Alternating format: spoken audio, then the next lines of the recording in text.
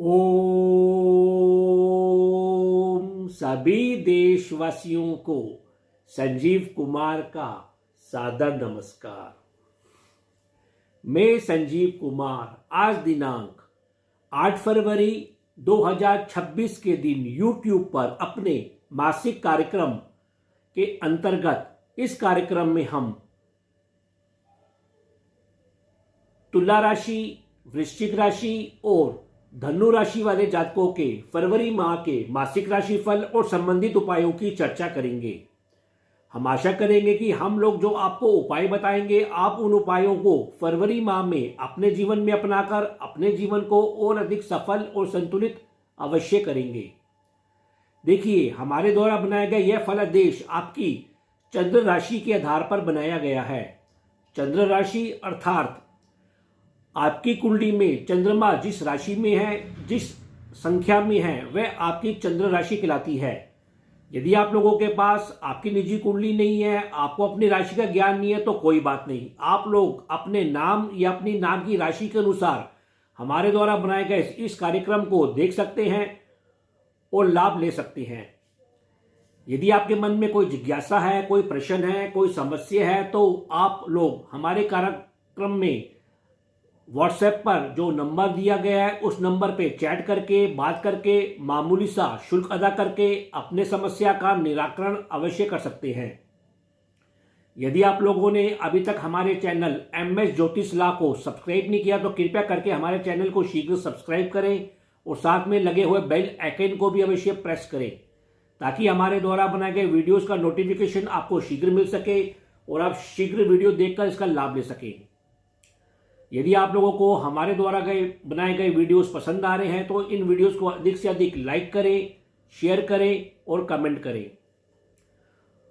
कार्यक्रम आरंभ करने से पहले हम आपको बताना चाहेंगे कि फरवरी माह में ग्रह गोचर किस प्रकार है, ग्रह पंचांग किस प्रकार है। तो 1 फरवरी 2026 के दिन रविवार का दिन था। चंद्रमा कर्क राशि में संचार कर रहे थे। सूर्य ग्रह इस समय मकर राशि में संचार कर रहे हैं और वे 15 फरवरी को राशि परिवर्तन करेंगे और कुंभ राशि में संचार करेंगे। कुंभ राशि में पहले से ही राहु ग्रह विराजमान है। इस प्रकार राहु और सूर्य की युति होने से सूर्य को ग्रहण पूरे महीने अवश्य लगा रहेगा। मंगल ग्रह इस समय मकर राशि में संचार कर रहे हैं अपनी उच्च अवस्था में और वे भी 23 फरवरी को राशि परिवर्तन करेंगे और कुंभ राशि में संचार करेंगे। मंगल ग्रह भी जब कुंभ राशि में संचार करेंगे तो वहां उस समय राहु ग्रह पहले से ही विराजमान है। इस प्रकार मंगल और राहु का अंगारक योग भी अवश्य बनेगा जो कि 23 फरवरी के बाद और मार्च में कुछ उठक पटक करने वाला, लड़ाई झगड़े करने वाला अवश्य प्रतीत होगा। बुध ग्रह मकर राशि में संचार कर रहे हैं और वे 3 फरवरी को राशि परिवर्तन कर चुके हैं और कुंभ राशि में संचार कर रहे हैं। गुरु ग्रह पूरे महीने मिथुन राशि में वक्री तौर पर संचार करते रहेंगे। शुक्र ग्रह भी 1 फरवरी को मकर राशि में संचार कर रहे थे और वे भी 6 फरवरी को राशि परिवर्तन कर चुके हैं और कुंभ राशि में संचार कर रहे हैं। शनि ग्रह मार्गी तौर पर पूरे महीने मीन राशि में संचार करेंगे। राहु ग्रह कुंभ राशि और केतु ग्रह सिंह राशि में संचार करेंगे। तो इस ग्रह गोचर के आधार पर फरवरी माह का फलादेश बनाया गया है। तो अब हम अपने फलादेश का कार्यक्रम आरंभ करते हैं। तुला राशि अर्थात लिब्रा। देखिए, फरवरी महीने में आपकी राशि के स्वामी शुक्र ग्रह जैसा कि हमने कहा 6 फरवरी तक आपके चतुर्थ भाव में संचार कर रहे थे और 6 फरवरी के बाद वे आपके पंचम भाव में संचार करेंगे। इस प्रकार 6 फरवरी तक आप ध्यान दें तो आपका रुझान अपने संपत्ति विषयों पर, वाहन विषयों पर, माता पक्ष पर, जनता के साथ जुड़ाव पर, घरेलू विषयों पर रमा था। तो 5-6 फरवरी के बाद अब आपका रुझान अपने मित्र पक्ष के ऊपर, संतान पक्ष के ऊपर, अपनी हॉबी के ऊपर, अपने लाभ को बढ़ाने हेतु कार्यों के ऊपर कुछ अधिक रमा रहेगा। जहां तक आपके स्वास्थ्य का प्रश्न है वह इस महीने सामान्य से अच्छा अवश्य बना रहेगा। फिर भी आपको तनाव, भ्रम लेना, पैरों और नसों के रोग, पेट और पाचन संबंधी रोग के प्रति सजगता अवश्य बना के रखनी चाहिए। आपका आत्मिक स्वास्थ्य इस महीने मध्यम बना रहेगा। 14 फरवरी तक सूर्य ग्रह चतुर्थ भाव में होंगे तो आपको सरकारी कार्यों पर सफलता मिलेगी, पिता वर्गों से सहयोग मिलेगा। संपत्ति जैसे विषयों पर भी आपको सफलता अवश्य मिलेगी। 15 फरवरी के बाद सूर्य ग्रह जब पंचम भाव में आएंगे, राहु से युति करेंगे, ग्रहण योग में आएंगे, तो आपको अपने पिता के साथ संबंधों पर अवश्य सजगता, धैर्य और सकारात्मक रहना चाहिए। सरकारी कार्यों में भी आपको अपने नियमों का पालन अवश्य करना चाहिए। हालांकि सरकारी कार्यों में आपको सफलता अवश्य मिलेगी, लेकिन बीच बीच में विघ्न भी आते हुए अवश्य दिखाई देंगे। चंद्रमा, जैसा कि हमने कहा कि 1 फरवरी को कर्क राशि में थे, आपके 10वें भाव में थे। ऐसा होने से आपका मानसिक स्वास्थ्य इस महीने अच्छा बना रहेगा। आप संपत्ति विषयों पर, घरेलू विषयों पर, माता पक्ष पे, पिता पक्ष के साथ, करियर, व्यवसाय जैसे कार्यों के ऊपर इस महीने खूब सक्रिय बने रहेंगे। सूर्य और मंगल की युति चतुर्थ भाव में 14 फरवरी तक बनी रहेगी, तो आप अपने परिवार, जीवन साथी, बंधु पक्षों, पिता वर्गों सभी क्षेत्रों से आपको घरेलू क्षेत्र में संपत्ति विषयों पर सहयोग मिलेगा, सक्रियता बनी रहेगी। आप अति जोश के साथ कार्य करते हुए अवश्य दिखाई दे रहे हैं, लेकिन आपको सलाह दी जाती है कि धैर्य और शांति बनाए रखें और मतभेदों से बचें। इसी प्रकार करियर क्षेत्र में भी आप खूब जोश के साथ कार्य करते हुए दिखाई दे रहे हैं। हालांकि दैनिक कार्यों के ऊपर आपको लाभ की स्थिति अवश्य बनी रहेगी। दाम्पत्य जीवन में भी आप जोश के साथ कार्य करेंगे, ऊर्जा आप में भरी रहेगी। सामाजिक क्षेत्रों में भी आपकी लाभ वृद्धि होती रहेगी। पंचम भाव में इस महीने 5 ग्रहों की युति होने जा रही है, तो आप नाना प्रकार के कार्यों पर सक्रिय होते हुए दिखाई देंगे। विभिन्न प्रकार के मित्र मंडली आपकी बढ़ती हुई दिखाई देगी। आपको प्रेम प्रसंग, आनंद, शिक्षा, धन जैसे सभी विषयों के ऊपर आप कार्य करते हुए दिखाई देंगे। कानूनी कार्यों पर, नौकरी जैसे कार्यों पर, सेवा जैसे कार्यों पर, अनुबंधों पर भी आप खूब सक्रिय होते हुए दिखाई देंगे और आपको उसमें सफलता मिलेगी। भाग्य पक्ष, ईश्वरीय कृपा भी आपकी इस महीने सामान्य बनी रहेगी।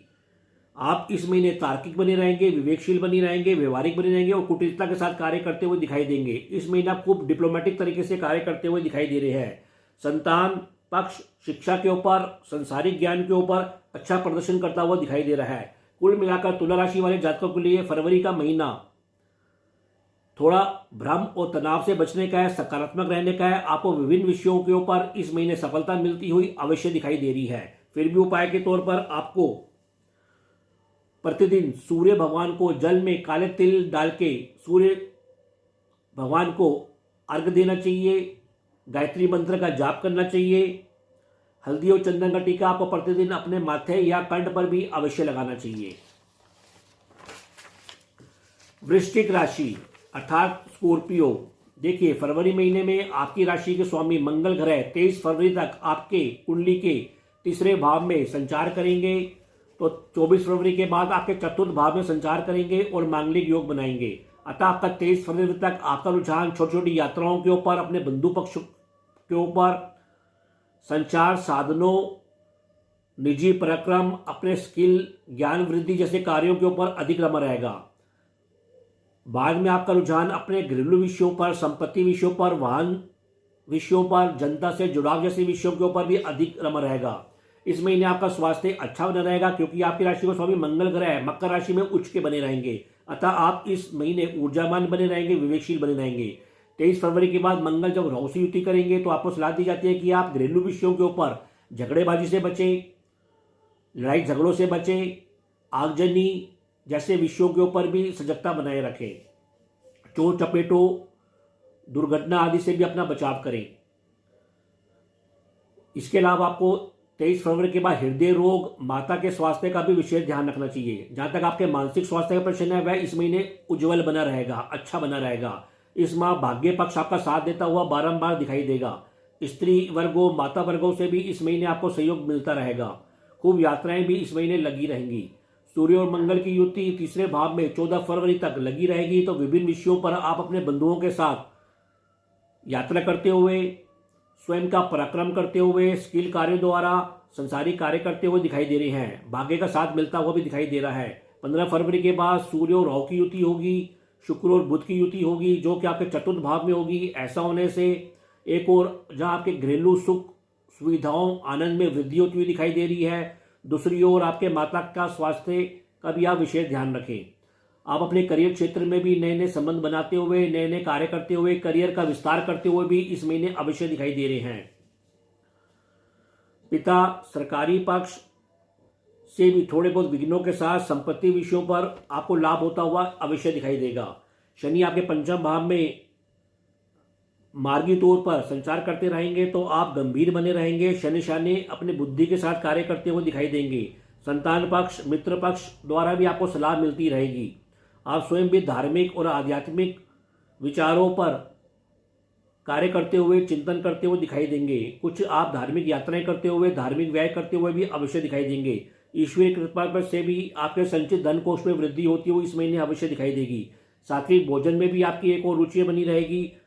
तो आपकी वाणी पर माँ सरस्वती भी साक्षात रूप में विराजमान रहेंगी। परिवार में भी आपका धार्मिक माहौल बना रहेगा। कुल मिलाकर वृश्चिक राशि वाले जातकों के लिए यह महीना भरपूर सफलता देने वाला है, सुख वृद्धि करने वाला है। केवल छोटे मोटे झगड़ों, माता के स्वास्थ्य, भ्रम तनाव से अवश्य अपना बचाव करें। फिर भी उपाय के तौर पर आपको शनिवार के दिन शाम को पीपल के पेड़ के नीचे सरसों के तेल का दीपक अवश्य प्रज्वलित करना चाहिए। शनि मंत्र ओम शम शनिश्चराय नमः का जाप करना चाहिए। सूर्य भगवान को प्रतिदिन जल में काले तिल डालकर सूर्य को अर्घ देना चाहिए। सूर्य मंत्र ओम घृणी सूर्याय नमः का जाप करना चाहिए और प्रतिदिन आपको सतनाजा या बाजरा भी पक्षियों को अवश्य जिमाना चाहिए। धनु राशि अर्थात सैजिटेरियस, देखिए फरवरी महीने में आपकी राशि के स्वामी गुरु ग्रह वक्री तौर पर पूरे महीने आपकी कुंडली के सप्तम भाव में संचार करते रहेंगे।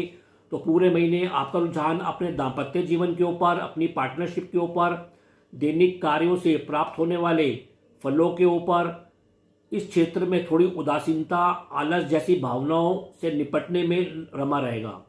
आपका पूरा महीने स्वास्थ्य सामान्य से अच्छा बना रहेगा। आप एक और गंभीर बने रहेंगे, विवेकशील बने रहेंगे, आध्यात्मिक और धार्मिक दृष्टिकोण से भरे रहेंगे। चिंतन करते हुए, शिक्षा पर कार्य करते हुए भी खूब दिखाई देंगे। फिर भी आपको अपने आंखों संबंधित, मुख संबंधित, कंधों, पैरों, नसों के रोगों के प्रति सजगता अवश्य बना के रखनी चाहिए। इस महीने आपको अपनी वाणी की मिठास पर भी अवश्य ध्यान देना चाहिए। आपका आत्मिक स्वास्थ्य 14 फरवरी तक सामान्य से अच्छा बना रहेगा। पिता वर्गों से, सरकारी पक्षों से आपको सहयोग और सफलता मिलती हुई अवश्य दिखाई देगी। आपके संचित धन कोष में भी इस महीने वृद्धि होगी। 15 फरवरी के बाद आपका आत्मिक स्वास्थ्य थोड़ा पीड़ित रह सकता है, क्योंकि सूर्य राहु के साथ युति करेंगे, ग्रहण योग बनाएंगे। अतः अपने पिता के साथ संबंधों पर ध्यान दें, उनके स्वास्थ्य का ध्यान रखें और सरकारी कार्यक्रमों में, सरकारी कार्यों में, छोटी छोटी यात्राओं में सरकारी नियमों का भी अवश्य पालन करें। आपका मानसिक स्वास्थ्य पूरा महीने सामान्य बना रहेगा।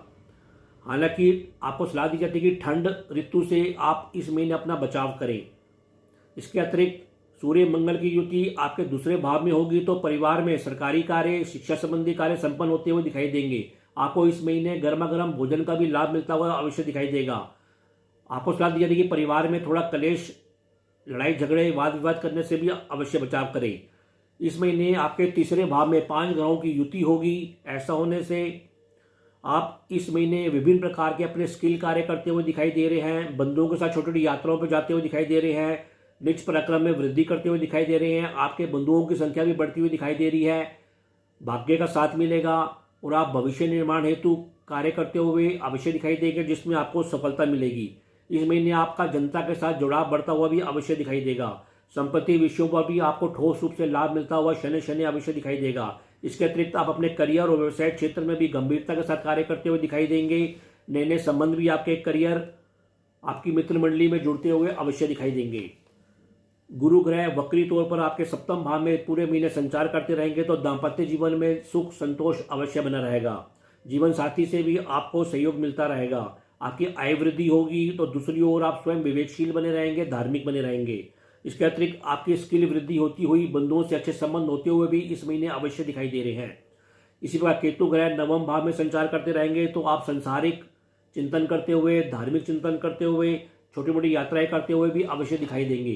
कुल मिलाकर धनु राशि वाले जातकों के लिए यह महीना अपने स्किल को बढ़ाने का है, ज्ञान को बढ़ाने का है, सफलता पाने का है। फिर भी उपाय के तौर पर आपको इस महीने हल्दी और चंदन का टीका अपने माथे या कंठ पर अवश्य लगाना चाहिए। मंगलवार और बुधवार को भगवान गणेश जी की पूजा अर्चना भी अवश्य करनी चाहिए और प्रतिदिन आपको कुत्तों को खाने के लिए कुछ भोजन की व्यवस्था भी अवश्य करनी चाहिए और केतु मंत्र ओम केम केतवे नमः का भी प्रतिदिन जाप अवश्य करना चाहिए। तो यह कार्यक्रम आप लोगों को कैसा लगा, आप लोग अधिक से अधिक कमेंट देकर हमको अवश्य अवगत कराएं। हम आशा करते हैं कि हम लोगों ने जो आपको उपाय बताए हैं, आप लोग उन उपायों को फरवरी माह में अपने जीवन में अपनाकर अपने जीवन को और अधिक सफल और संतुलित अवश्य करेंगे।